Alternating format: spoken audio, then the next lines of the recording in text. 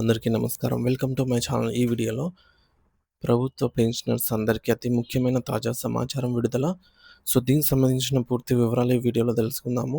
Video అయితే ఎక్కడ గాని స్కిప్ చేయకుండా ఎండ్ వరకు చూసేయండి. అప్పుడే ఇన్ఫర్మేషన్ పూర్తిగా అర్థమవుతుంది. అలాగే వీడియో చూస్తున్న ప్రతి ఒక్కరు వీడియోకి లైక్ చేయండి ఫ్రెండ్స్. ఈ వీడియోని తోటి పెన్షనర్ మిత్రులతో అయితే షేర్ చేయండి. కొత్తగా మన ఛానల్ చూస్తున్నవారు ఇంకా ఎవరైనా సబ్స్క్రైబ్ చేసుకోకపోతే వెంటనే మన ఛానల్ అయితే సబ్స్క్రైబ్ చేసుకోండి. సబ్స్క్రైబ్ చేసుకోవడం వల్ల నేను చేసే ప్రతి ఒక్క వీడియో మీ వరకు రీచ్ అవుతుంది. ఇక ఆలస్యం చేయకుండా వివరాల్లోకైతే వెళ్ళిపోదాము. ఫ్రెండ్స్, ఇక విషయానికి వచ్చినట్లయితే తెలంగాణ రాష్ట్రంలో వైద్య రంగంలో ఒక విప్లవాత్మక మార్పు అయితే చోటు చేసుకుంది. ముఖ్యంగా భారత ప్రధానమంత్రి జన్ ఆరోగ్య యోజన PMJAY మరియు తెలంగాణ రాష్ట్ర ప్రభుత్వ రాజీవ్ ఆరోగ్యశ్రీ కార్డులు రెండూ కలిసి సంయుక్తంగా ఒక బృహత్తర కార్యక్రమానికి శ్రీకారం చుట్టాయి. ఈ 2 పథకాల కలయిక ద్వారా రాష్ట్రంలోని వృద్ధులకు అత్యున్నత స్థాయి వైద్య సేవలు అందించడమే ప్రధాన లక్ష్యము. ముఖ్యంగా 70 ఏళ్లు దాటిన వృద్ధుడికి వైవందన పథకం ద్వారా ఒక రకమైనటువంటి ఆరోగ్య భరోసాను ప్రభుత్వం అయితే కల్పిస్తోంది. ఈ పథకం యొక్క ప్రత్యేకత ఏమిటంటే, ఇందులో పేద, ధనిక అనే తేడాలు లేవు. సాధారణంగా ప్రభుత్వ పథకాలు కేవలం పేదరికం కింద ఉన్న అంటే బీపీఎల్ బిలో పవర్టీ లైన్ కింద ఉన్న వారికి మాత్రమే వర్తిస్తాయి. కానీ ఈ యొక్క వైవందన పథకం అనేది ఆర్థిక స్థితితో సంబంధం లేకుండా ఎవరికైనా సరే అందరికీ ఉచిత వైద్యాన్ని అందిస్తుంది. ప్రభుత్వ ఆదేశాల ప్రకారం Rajiv Aarogyasri health care trust ద్వారా సర్క్యులర్ నెంబర్ 56 విడుదల చేయబడింది. ఈ అధికారిక పత్రం ఇక్కడ మనం స్క్రీన్ పైన అయితే చూడొచ్చు. ABPMJAY అని చెప్పేసి మార్చి 29, 2025న జారీ చేయబడింది. ఈ సర్క్యులర్ యొక్క ముఖ్య ఉద్దేశ్యం ఏమిటంటే 70 ఏళ్ళు మరియు అంతకంటే ఎక్కువ వయస్సు గల సీనియర్ సిటిజన్లకు వైవందన పథకాన్ని అమలు చేయడమే. వృద్ధాప్యంలో వచ్చే అనారోగ్య సమస్యల వల్ల కుటుంబాలపై పడే ఆర్థిక భారాన్ని తగ్గించడానికి ఈ నిర్ణయం తీసుకోబడింది.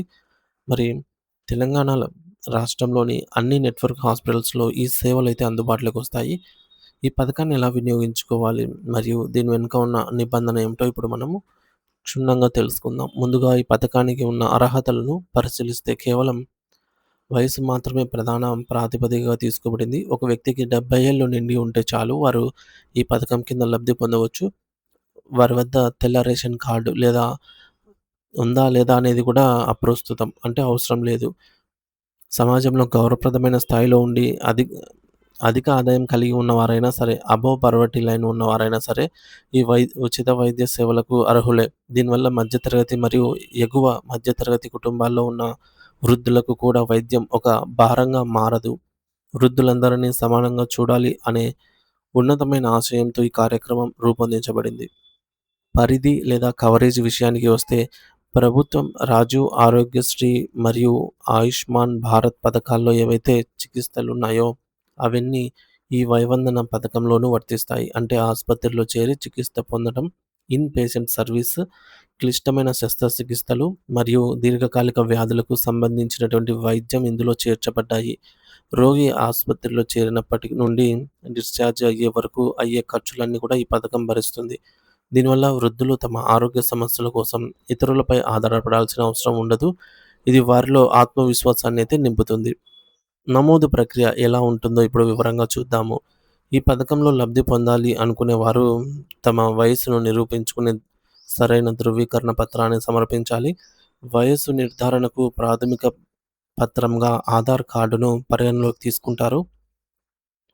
ఆధార్ కార్డులో ఉన్న పుట్టిన తేదీ ఆధారంగానే 70 ఏళ్ళు నిండాయా లేదా అనేది నిర్ణయిస్తారు. ఒకవేళ ఎవరైనా అర్హులైన వారు ఉంటే వెంటనే ఆన్లైన్ పోర్టల్ ద్వారా నమోదు చేసుకోవాల్సి ఉంటుంది. మరి ఇందుకోసం ప్రభుత్వం ప్రత్యేకంగా beneficiary.nha.gov.in అనే వెబ్సైట్‌ను కూడా అందుబాటులోకి అయితే తెచ్చింది. ఈ వెబ్సైట్ అయితే గుర్తుపెట్టుకోండి ఫ్రెండ్స్. beneficiary.nha.gov అనే వెబ్సైట్. మరి ఈ పోర్టల్‌లో వివరాలు నమోదు చేసుకోవడం ద్వారా మీకు ఒక గుర్తింపు అనేది లభిస్తుంది. ముఖ్యంగా గమనించాల్సిన విషయం ఏమిటంటే ఆసుపత్రికి వెళ్ళినప్పుడు కూడా మీరు నమోదు ప్రక్రియను పూర్తి చేసుకోవచ్చు. సో, అత్యవసర పరిస్థితిలో ఆసుపత్రికొచ్చినప్పుడు అక్కడే ఉన్న సిబ్బంది మీకు సహాయం చేస్తారు. నమోదు ప్రక్రియ పూర్తయిన తర్వాత ప్రతి లబ్ధిదారుడికి లేదా వారి కుటుంబానికి ఒక ప్రత్యేక ఫ్యామిలీ ఐడీని కూడా జారీ చేయబడుతుంది. ఈ ఐడీని ఉపయోగించి ఆసుపత్రిలోని ఆరోగ్య మిత్రలు రోగి వివరాలను రాజీవ్ ఆరోగ్యశ్రీ ఐటీ ప్లాట్‌ఫామ్‌లో నమోదు చేస్తారు. సో, దీనివల్ల చికిత్సకు సంబంధించి అనుమతులనేవి వేగంగా లభిస్తాయి. మరియు చికిత్సలో ఎటువంటి జాప్యము జరగదు. ఈ పథకంపై ప్రజల్లో అవగాహన కల్పించడం కూడా చాలా ముఖ్యం.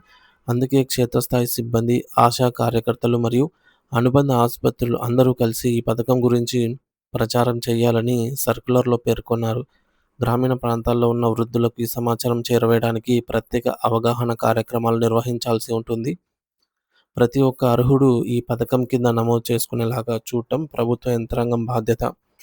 మీ ఇంట్లో లేదా మీ చుట్టుపక్కల 70 ఏళ్లు దాటిన వారెవరైనా ఉంటే వారికి ఈ పథకం గురించి వివరించి వెంటనే నమోదు చేయించడం మనందరి బాధ్యత.